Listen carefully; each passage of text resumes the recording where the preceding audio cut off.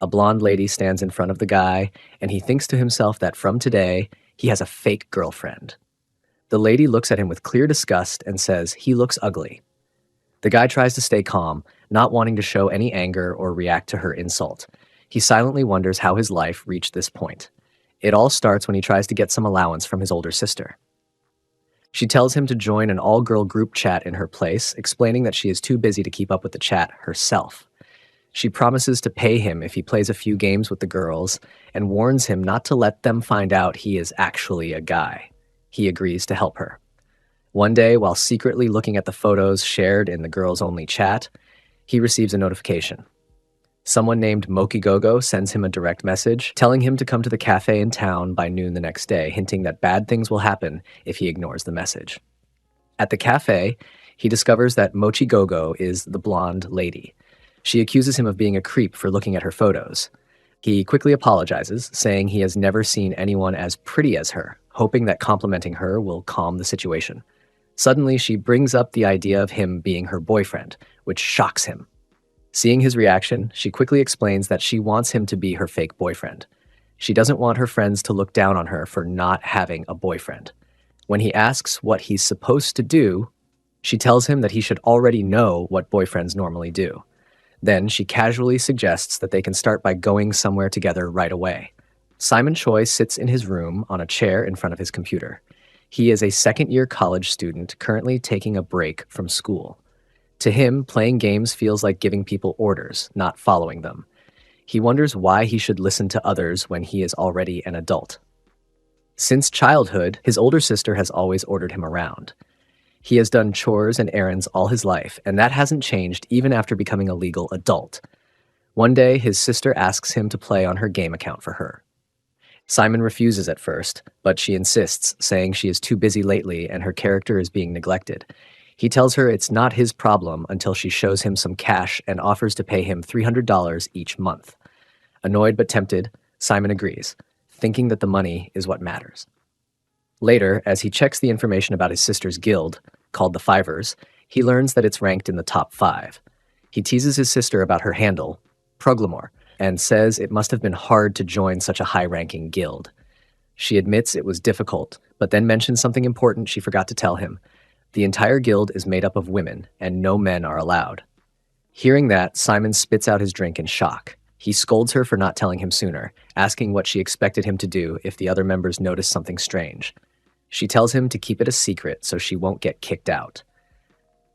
Simon agrees, thinking that if things go wrong, he can simply disappear and avoid the problem. Back then, he thought it wouldn't be a big deal. Now, a month later, Simon sits at his desk looking drained and exhausted. He realizes things are much harder than he expected. The guild members are extreme MMO addicts, always suspicious and constantly planning offline meetups. He wonders what excuse he can use this time to avoid meeting them in person. Simon hears his phone buzz with a new message. He wonders why the guild is messaging him again, but when he reads the message, he smiles without thinking. Only later does he realize how strange it is to be the only man in a group chat full of women. He starts to wonder why the guild didn't want any male members in the first place. He also feels nervous, knowing that lately the guild members seem to be growing suspicious of him. He can't even come up with good excuses anymore. He imagines the worst-case scenario, being exposed as a fraud, ending up on the news, and becoming an outcast at college. He tells himself that cannot happen, but quitting is no longer an option. He needs the money from his sister, and he has grown attached to everyone in the guild. Then, another message arrives, this time from his sister. She tells him that she's quitting gaming for good because she needs to focus on job hunting. She tells him he can either sell or delete the account and that she will send him his final payment, so he doesn't need to play anymore. Simon feels relieved. His problem is finally solved. He writes a short goodbye message in the guild chat saying he's quitting those and logs out of the game, knowing there's no reason to stay if the payments are ending. Later, Simon lies on his bed feeling restless. Without the game, he's bored. He realizes that if he hadn't quit, he'd probably be chatting with the guild members right now about random, everyday things. He remembers how they insisted he attend the next meetup he skipped, but he brushes the thought aside, reminding himself that it doesn't matter anymore. After all, No men are allowed in the guild, and the fake relationship with them would have ended the moment they discovered his secret. Still, he feels curious. He wonders how they're all doing now. Since he never deleted his account or unfriended them, he decides to check for a moment, guessing there will be a lot of unread messages. He picks up his phone. Then a message appears from Mochi Gogo, the one person he didn't expect. He remembers she said nothing when he announced his departure. Now he reads her message, which says she knows he's a man. Stunned, Simon immediately drops his phone and buries himself under his blanket, thinking he's in serious trouble. He wonders why it had to be Mochi Gogo, the member who hates men more than anyone else. Another message from her follows. She tells him to meet her at the cafe in town by noon tomorrow. She adds that he knows what will happen if he doesn't show up. Simon sighs, accepting that he has no choice but to do what she says. The next day, Simon sits nervously in the cafe. He wonders what he should do. Maybe he should just get on his knees and beg for forgiveness. He even hopes that Mochi Gogo won't show up at all. But his hope fades when she arrives soon after, walking straight up to him and asking if he is Proglamor. He nods, realizing she looks just as pretty as he imagined. He had expected her to be a gloomy shut-in who lived online, but she looks like a normal person. This makes him wonder why someone like her swears so much. She sits down across from him and tells him bluntly that he looks like a loser. Hearing that, Simon feels sure that she really is Mochi Gogo. Her sharp words confirm it. Still, he tries to stay calm and focus on why he came. He bows slightly and apologizes, explaining that he didn't plan to trick them. He says the account belongs to his sister, who paid him to play in her place. Mochi Gogo replies that she knew all along, saying there's no way his sister Jane could have been such a bad gamer. She just found it strange that no one else figured it out. She then asks if he saw all the photos they shared in the chat. When he admits it, she accuses him of planning to run away after looking at their pictures. Simon tries to explain that he didn't mean to see them, and it's not like he asked for those photos to be sent. But she keeps pressing, saying that he must have kept his identity hidden because he wanted to keep spending time with her, knowing he couldn't tell her the truth because she hates men. She calls him a creep. Suddenly, Simon wonders if she had been uploading those photos on purpose, but that thought confuses him even more. Why would she do that? She quickly denies it, saying she didn't upload them just so he could see them, then adds that he's probably silent now because he secretly admires her. Then, out of nowhere, she asks why he never asked her out before quitting the game. Simon is stunned by her question and can't respond. She continues, saying that not like she would have said yes, but maybe she would have thought about it if he had asked. In that moment, Simon realizes something surprising. She must think he stayed in the guild because of her. It's true that he talked to her the most, but in his mind, it was just as a normal guild member, nothing more. Most of the time, when Mochi Gogo posted her photos in the group chat, Simon was usually the only one who replied to her. He hadn't done it because he was interested in her, but because everyone else ignored her, and he felt a little sorry for her. But now, sitting in front of her at the cafe, Simon starts to think this might actually be his chance to avoid trouble. If he keeps playing along with whatever she wants, maybe she'll keep quiet and not tell the others that he's a man. He admits to her that she's probably right, that he must have looked like a fool replying to her all the time. He decides that his best option now is to keep complimenting her, just to smooth things over. Trying to look as serious as possible, he tells her that he was surprised to see she looks even prettier in real life than in the photos she posted. He says that even though she acted like she didn't care, she actually paid attention to him the most, and that he always noticed how good she was at the game. He adds that she has a really good personality, too.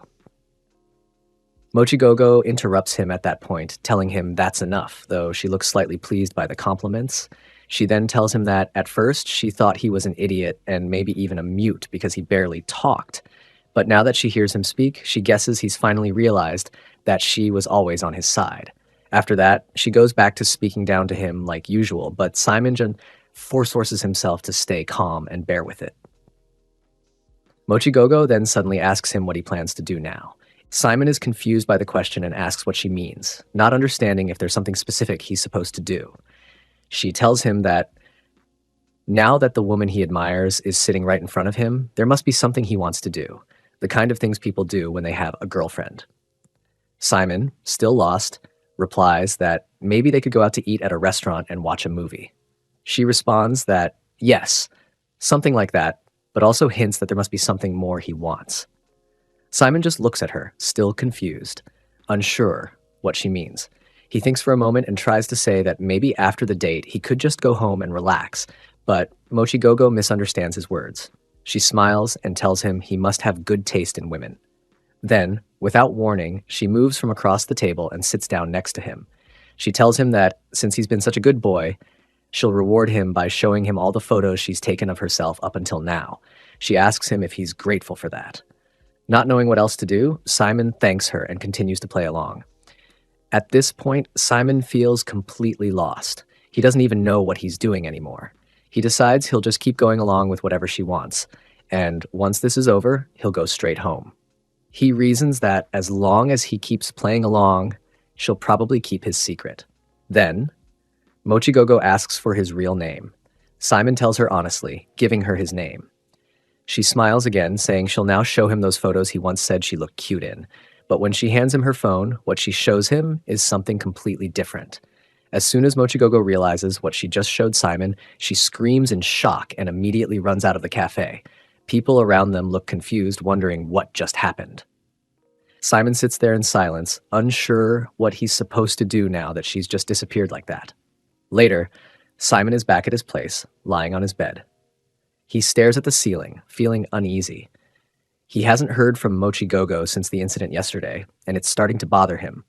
He figures she must be too embarrassed to contact him, especially since she looked like she was about to cry when she ran out of the cafe. He briefly considers texting her to check if she's okay, but then tells himself there's no reason to do that. He convinces himself that it's none of his business and there's no reason to care. Yet, when he remembers the strange way she spoke back at the cafe, he can't shake the feeling that maybe she wanted something from him, more than he wanted from her. While he's lost in thought, his phone buzzes. It's a message from Mochigogo. She accuses him of thinking she would stay quiet after what happened and demands that he meet her right away. She warns him that he better do as she says if he wants her to keep his secret. Simon feels his stomach drop. He realizes his worst fear might be coming true. He knows he needs to settle things with her, once and for all. They eventually meet on the street. Simon greets her politely, but Mochigogo immediately snaps at him, asking how he can act so casually right now. She also scolds him for not calling her after she ran away the other day. Simon tries to explain himself, saying he didn't want to make her feel worse. He thought contacting her first might embarrass her even more, so he was just trying to look out for her. Mochigogo crosses her arms and asks if he didn't feel strange after seeing that video. Simon awkwardly says he wouldn't dare feel that way, but she tells him she doesn't believe him. Then she surprises him by saying he doesn't need to act like he's trying to protect her. Simon is caught off guard. She tells him he probably thinks she's embarrassed about what happened, but she insists that she isn't. She claims that it's completely normal and nothing to be ashamed of, that everyone does that kind of thing. Simon silently admits to himself that she did storm out crying yesterday, but he decides to play along anyway. He agrees with her, saying she's right, and then adds that he was worried about her, but he's glad to see she's fine now. Then he asks if they're done talking, saying he wants to leave. But Mochigogo stops him. She tells him he can't leave yet because he needs to take responsibility for what happened. Simon is shocked. He thought the plan was simple. They'd keep each other's secrets and move on. But she explains that taking responsibility means he now has to go out with her. According to her, since he saw the video, he has to become her boyfriend. That's what he wanted after all, right? She tells him they'll go to restaurants, watch movies, and do all the things couples usually do. Simon feels completely frustrated. To him, Mochigogo is nothing but trouble. He realizes now that she actually wants them to go out together and, worse, that she probably believes he would be happy about it, since she thinks he likes her.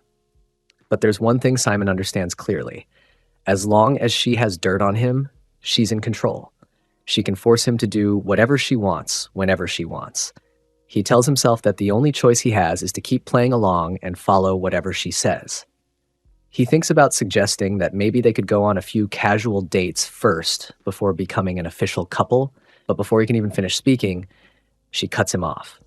She declares that they're already a couple from this moment and grabs his hand, pulling him along and saying they should go do what he's always wanted to do. Simon is left in complete shock, not understanding how things have gone so wrong. Without realizing it, he ends up following her aimlessly until he finds himself standing inside a motel. That's when the seriousness of the situation hits him. He stands frozen, realizing that she wasn't joking. She dragged him all the way here because she was serious about it. He panics, thinking that if anything happens now, there's no way to undo it. He starts to wonder if he should just turn around and run. Meanwhile, inside the bathroom, Moki Gogo is taking a shower. She imagines Simon trembling in fear out in the room, though she tells herself that's probably just her imagination. Still, she thinks about how he feels different from the other guys who liked her in the past. He didn't run around telling everyone her secret, and he even stayed quiet after the embarrassing moment at the cafe. She thinks maybe things are fine the way they are. But when she steps out of the bathroom, she catches Simon standing by the door, clearly trying to leave. He freezes the moment she sees him. He tries to explain, saying he can explain everything, but she cuts him off. She confronts him, saying straight out that he was just trying to run away from her. Simon quickly says he isn't trying to run away, but Mochigogo tells him to forget it. Her voice sounds quiet now, and Simon feels like something is different about her. It takes him a moment to realize that she's actually crying. The tough, sharp-tongued girl who always acted strong now stands in front of him with tears running down her face. Confused, he softly asks why she's crying. She wipes her eyes and tells him that she knows she went too far. She admits that this is only the second time they've met in real life, and she must have lost control of herself for a moment. She tells him to just ignore her right now because she feels embarrassed and doesn't want him to see her like this. Simon, in a way, feels relieved. He thinks it's good that she finally decided to leave him alone, but as he watches her stand there, clearly upset, he starts to wonder if just leaving her like this is really the right thing to do. After all, she's just standing there in a thin towel, straight from the shower, and he's sure she'll catch a cold if she stays like that. In the end, he decides to try saying something. He carefully suggests that maybe they can talk, even if it's just for a short while. Once they both sit down again, Simon looks at her seriously and asks if she really likes him that much. Before he can even process what's happening, a pillow hits him straight in the face. Mochigogo shouts at him, asking why she would ever like someone like him. Simon, confused, asks her why she dragged him around all day and why she even brought him to the motel if she didn't like him. She retorts that she was only offering to be his girlfriend for one day, nothing more. That answer confuses him even more. He asks her why she would even do something like that. What's the point? What does she gain from pretending to be his girlfriend for a day? She answers bluntly. She says it's because he likes her. Simon sits there stunned. He can't believe she still thinks that he admires her. She crosses her arms and quietly admits that she's never really understood him from the start. She remembers 4 months ago when he first messaged her in the guild's group chat asking for help. She thought it was strange at the time, a guild member suddenly acting completely different, like a stranger. That's when she guessed that Jane, the original account owner, must have given her account to someone else. To her, it was obvious that he wasn't a woman from the start. She says she even considered reporting him to the guild leader. After all, the guild leader had told everyone to report anything suspicious, especially if someone broke the guild's strict no-men rule. But in the end, she didn't. She tells Simon that, honestly, she had to give him some points for bravery. She explains that when she posted a photo of herself in the group chat, Simon was the only one who actually said something nice about it. He complimented her picture when everyone else ignored it. She admits that she noticed he seemed to have good taste in fashion, and that's when she started paying attention to him more closely, trying to figure out who he really was. Back in the present, Simon processes everything she said. Then he calmly asks if she started taking interest in him simply because she realized he wasn't Jane. Mochigogo nods, saying that's right. She only started watching him as a fellow guild member after noticing something was wrong. But Simon doesn't believe her. He tells her straight that he can't accept that explanation. He says no one would go that far to protect someone's secret just out of curiosity. He points out that she chose to keep his identity hidden from all the other guild members, even when she had the perfect chance to expose him. He says there must have been some other reason. Hearing that, Mochigogo suddenly looks nervous. She avoids eye contact and snaps back at him, asking what other reason could there be. Simon pushes further. He accuses her of waiting for the chance to get dirt on him all this time. He says that's probably why she brought him here after what happened yesterday, because she knew about the video, and he pretended not to see it. He tells her that must have been her plan all along.